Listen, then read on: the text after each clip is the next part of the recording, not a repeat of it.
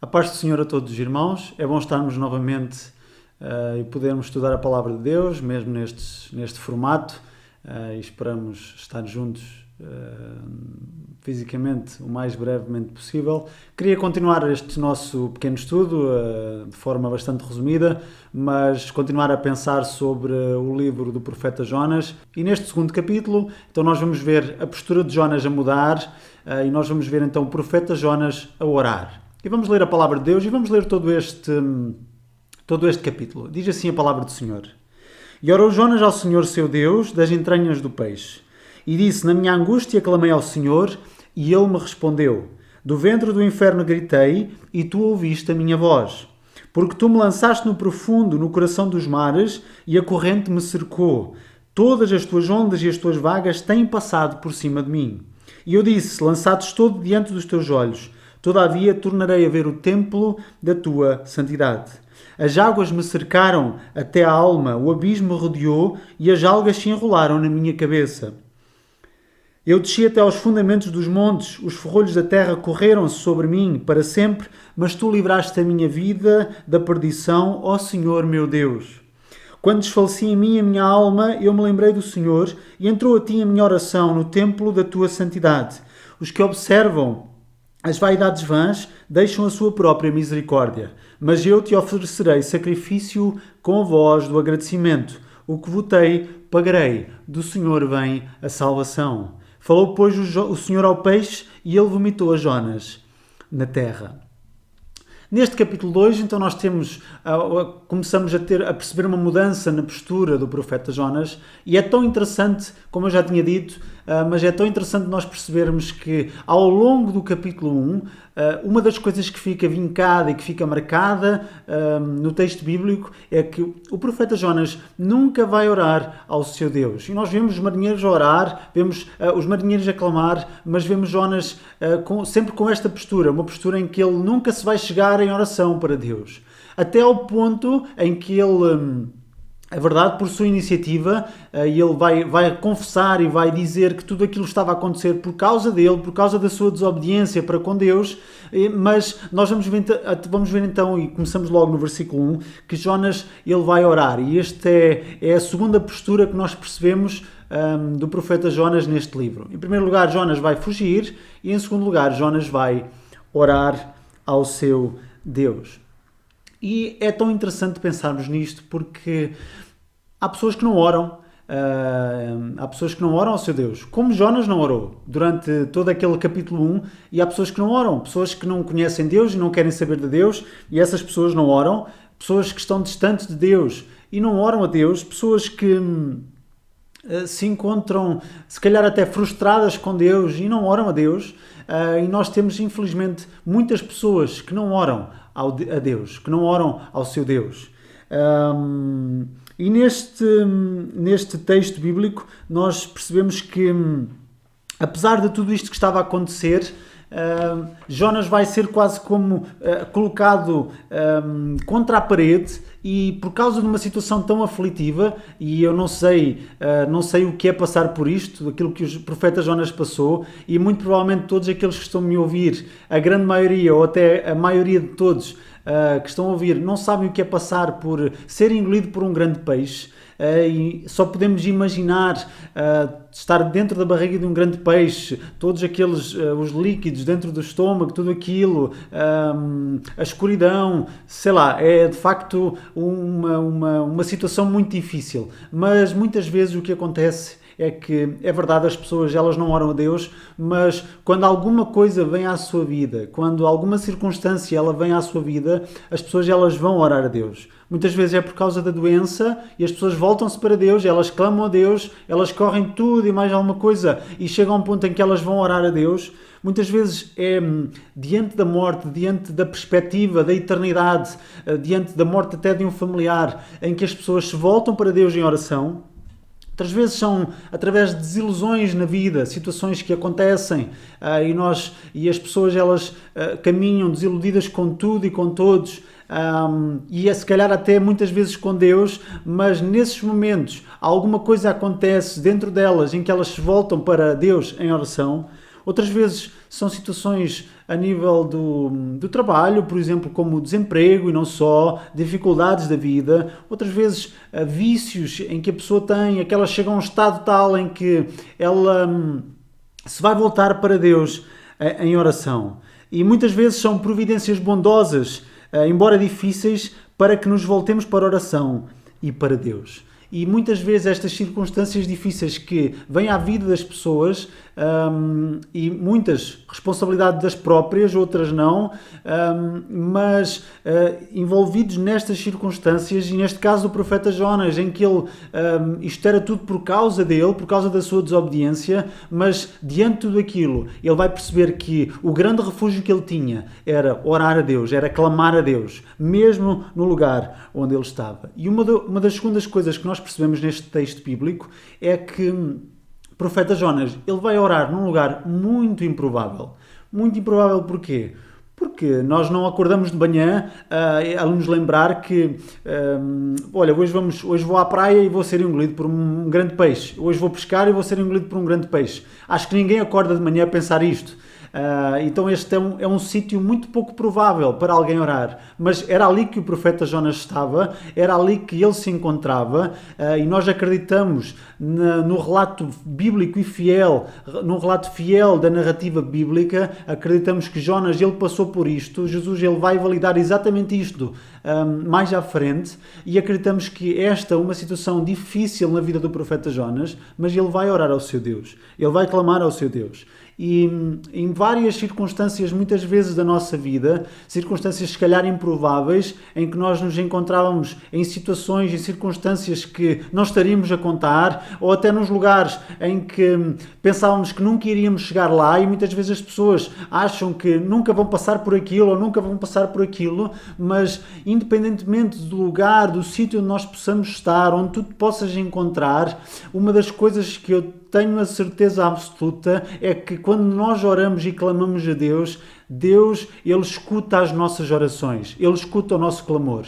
Ninguém sabia que Jonas estava ali, tirando aqueles marinheiros, obviamente, mas o profeta Jonas estava oculto de todo o mundo, estava debaixo do mar, dentro de um grande peixe, num sítio difícil, num sítio improvável, num sítio extremamente desconfortável, acreditamos nós, mas ele vai orar e Deus vai ouvir e Deus vai escutar a sua oração. E na palavra de Deus nós encontramos tantos lugares onde as pessoas oraram. Abraão orou no deserto, Salomão orou no templo, o coletor de impostos orou na sinagoga, Cornélio orou numa casa, os discípulos oraram num barco, Jesus orou num jardim, Neemias orou no palácio, muitos discípulos oraram em suas casas, Davi orou quando tudo aquilo que ele conhecia e aquilo que ele amava estava distante, e Jonas vai orar no fundo do mar. E tu, não importa onde tu estás, não importa o espaço geográfico, importa sim que nós possamos orar e clamar a Deus. E onde tu te encontras, ora, clama a Deus, acredita que Deus é um Deus que ouve as nossas orações e Ele escuta e está atento ao nosso clamor. E o terceiro aspecto que eu gostaria de destacar é exatamente isto, é que Jonas, ele orou a um Deus que ouve. E nós percebemos no texto bíblico que esta oração que o profeta Jonas ele vai fazer está carregada de citações das Escrituras. São uma oração não tão espontânea como nós se calhar gostaríamos que fosse ou acharíamos que fosse, porque Deus vai ouvir a sua oração, mesmo sendo uma oração carregada das Escrituras, carregada de coisas que não foram espontâneas, entre aspas, entendam isto, mas foi uma oração que Deus ouviu, foi uma oração que Deus escutou. E é tão interessante nós percebemos que em toda esta oração, Jonas ele vai orar a um Deus que ouve e ele vai reconhecer exatamente este grande Deus que ele tinha, que era um Deus, em primeiro lugar, um Deus soberano, porque era um Deus que, como diz o versículo 3, ele vai reconhecer que foi Deus que o lançou no profundo mar, no coração dos mares, ele vai reconhecer que toda a natureza, todas aquelas ondas, o grande peixe, Apesar de ter sido Jonas que se lançou ao mar, e nós não podemos negar isso, obviamente que foi uma ação de Jonas e é uma ação de Jonas, mas Jonas vai reconhecer acima disso a soberania de Deus e a grandeza do Deus que ele servia. E de certa forma, mesmo sendo ele que se lançou ao mar, ele vai perceber que Deus, ele estava acima de tudo aquilo. E que Deus, independentemente daquela circunstância, Deus iria escutar a sua oração. E a palavra de Deus diz no Salmo 51, verso 17, que os sacrifícios para Deus são um espírito quebrantado, é um coração quebrantado e contrito, não desprezarás, ó Deus. E toda esta experiência que o profeta Jonas vai ter, ela não é casual, mas ela sim providencial. Ela é providencial da parte de Deus, porque foi Deus, e nós não podemos negar que foi Deus que enviou o grande peixe para recolher o profeta Jonas, vamos chamar assim. E nós precisamos de entender que muitas vezes na nossa vida é verdade que as nossas ações, nós somos responsabilizados por elas, e mesmo quando Deus atende ao nosso clamor e Deus nos ajuda em alguma circunstância, as consequências das nossas ações, muitas vezes ações menos boas, Deus não nos vai livrar dessas consequências e nós precisamos ser responsabilizados por isso. E Jonas vai reconhecer então que Deus era um Deus soberano, e ele vai reconhecer uma outra coisa, que estar afastado de Deus era uma coisa terrível, era uma coisa horrível. E alguém disse algo interessante, que ou a nossa comunhão com Deus nos afasta do pecado, ou o pecado nos afastará da comunhão com Deus. Isto significa que cada um de nós é responsável por aquilo que faz, e cada um de nós é tão interessante percebermos na nossa própria vida, por mais que nós possamos dizer que estamos perto de Deus, um dos grandes medidores dessa proximidade com Deus, e não tenhamos dúvidas, e percebemos isso na palavra de Deus, é a oração. É falarmos com Deus, é termos comunhão com Deus, é escutarmos a sua voz, é partilharmos coisas com Deus. E nós devemos perceber exatamente isso. O nosso desejo, a nossa alegria nessa mesma comunhão, que claramente nos vai levar à oração, mas sobretudo percebemos a nossa necessidade, a necessidade que nós temos de nos aproximar de Deus em oração. O profeta Jonas vai reconhecer também que Deus é um Deus superior. No versículo 8 diz que os que se apegam aos vãos ídolos afastam de si a misericórdia. E interessante percebermos isto, paralelamente com o capítulo 2, a forma como aqueles marinheiros vão clamar a todos os seus deuses, a tudo aquilo que eles conheciam, e nada disso vai ter efeito. Nós percebemos aqui Jonas a reconhecer algo que ele já sabia, mas vai ficar vincado aqui, que Deus não tem comparação com ídolos, com alguma coisa que o ser humano possa criar para tentar substituir Deus e colocar essas coisas, esses ídolos no seu lugar. Deus é superior, Deus não tem comparação a essas coisas que as pessoas queriam. E nós percebemos aqui que Deus é um Deus que tem desejo que nós o conheçamos por inteiro, verdadeiramente, e os ídolos e as criações que os homens fazem, que as pessoas inventam, são meras coisas que nos distanciam, nos afastam do verdadeiro Deus, que não escutam, não ouvem, não têm ouvidos para ouvir, não têm olhos para ver, não podem agir como Deus age, são alguma coisa insignificante, alguma coisa que é uma criação humana e que não pode tomar o lugar de Deus, não deve tomar o lugar de Deus, como nós percebemos na palavra do Senhor e como nós vemos aqui neste texto. E alguém disse algo interessante, que quem se entrega a Deus abandona a idolatria. Quem se entrega à idolatria abandona a Deus. E vemos neste capítulo 1, no capítulo 1, os marinheiros a abandonar a idolatria e a voltar-se para Deus, e vemos aqui o profeta Jonas a reconhecer a superioridade deste Deus, deste grande Deus. Um grande Deus que tinha tudo sobre o seu controle.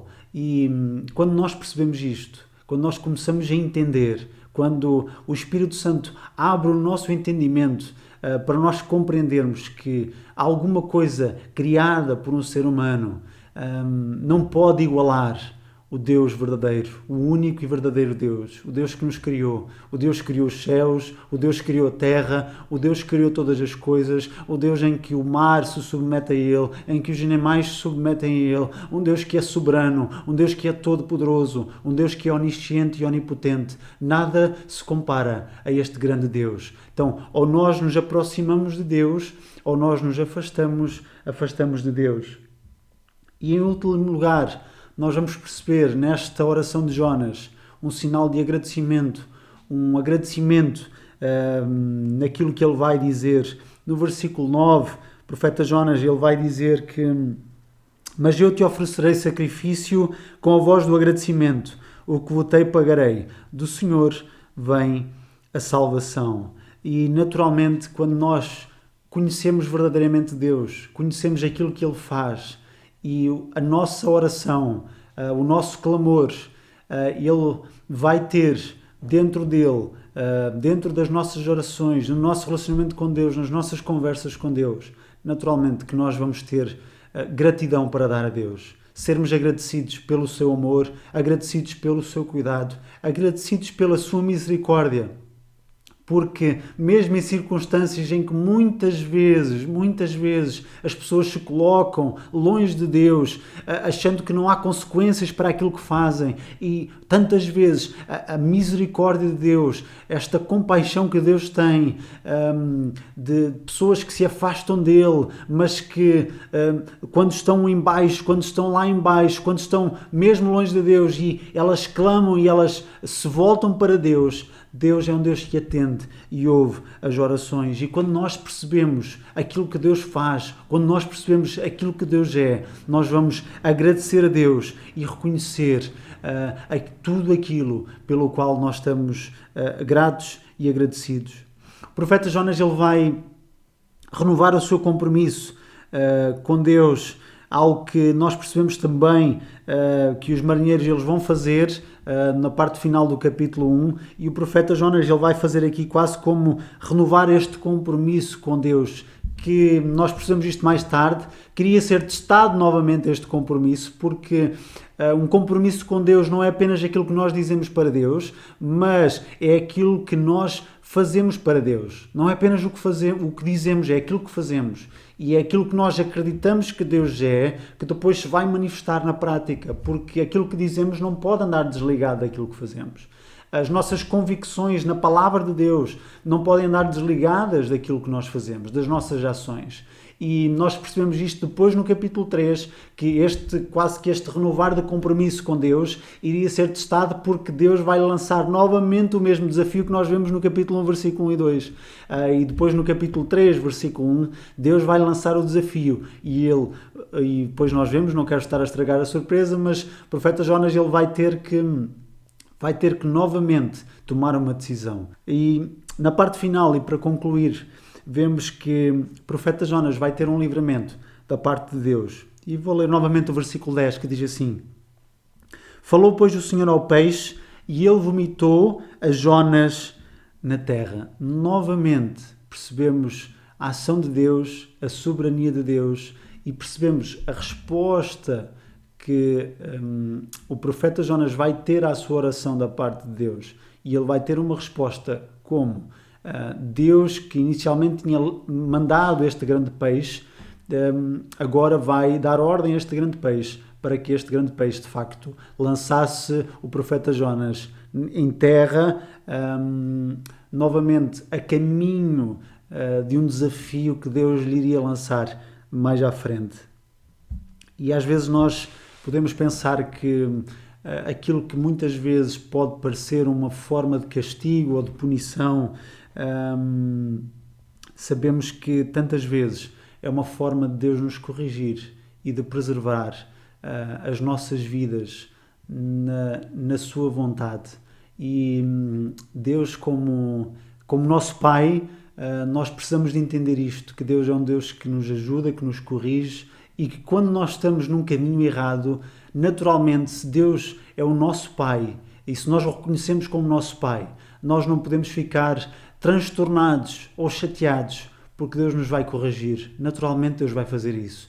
E devíamos ser uma forma de nós reconhecermos esse cuidado de Deus. E tantas vezes na nossa vida que Deus é um Deus que nos corrige e que através das circunstâncias, só através de algumas circunstâncias difíceis pelas quais muitas vezes nós passamos e muitas delas com nossa responsabilidade, mas só aí é que nós percebemos que verdadeiramente perto de Deus, verdadeiramente perto da sua vontade, é aí que nós estamos bem, é aí que nós estamos verdadeiramente felizes, chamando-lhe assim. E em jeito de conclusão, neste dia, nesta pequena meditação, percebemos que ao longo da vida deste profeta Jonas e deste pequenino livro, nós percebemos esta ação de Deus e este cuidado de Deus, mesmo às vezes de forma corretiva na vida do profeta Jonas, mas vemos o cuidado de Deus na vida deste homem. E concluímos que é tão importante, em primeiro lugar, se nós somos de Deus, se nós somos filhos de Deus e reconhecemos que Deus é o nosso Pai, uma das coisas que deve estar nas nossas vidas é a oração. E nós precisamos de orar. Eu sei que isto é básico, isto parece básico, mas um cristão que não ora, um cristão que não tem comunhão com Deus, um cristão que nunca tem desejo de falar com Deus, nós precisamos de começar a pensar se verdadeiramente ele é um cristão, se verdadeiramente ele é um filho de Deus, porque se nunca tem vontade de falar com Deus, se nunca tem vontade de falar com o seu Pai, será que ele é um filho de Deus? Será que ele é verdadeiramente o filho de Deus? É alguma coisa que eu deixo para nós pensarmos. Em segundo lugar, Deus é um Deus que ouve aquele que o busca. Mesmo numa situação improvável, num sítio extremamente adverso, a oração de Jonas, ela não ficou ali dentro do grande peixe, ela não ficou contida ali nas águas, ela chegou a Deus. A oração de Jonas chegou a este grande Deus.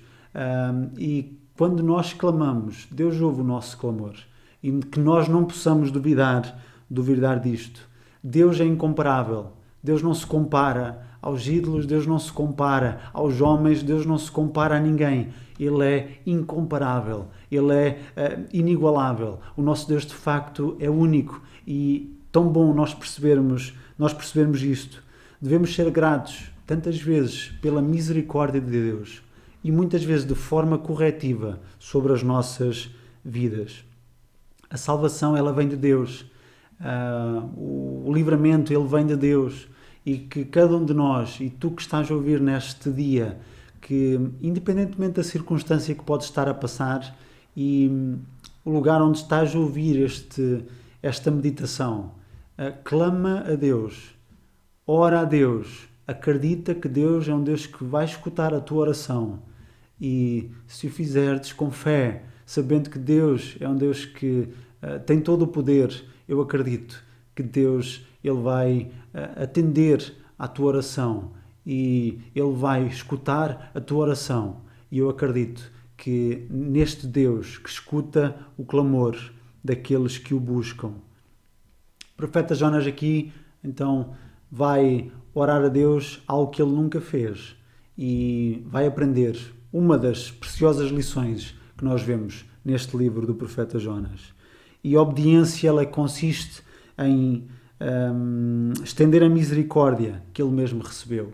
E é isto que vamos ver agora no capítulo 3, que esta obediência na qual novamente Deus lhe vai lançar um desafio, ela implicava o profeta Jonas estender a misericórdia que tinha recebido e reconhecido que Deus dava e que Deus dá, e agora ele tinha que ir responder novamente a um desafio de Deus e teria que ir pregar, anunciar a palavra de Deus a este povo, ao povo de Nínive, que ele não queria, estava tão relutante de o fazer.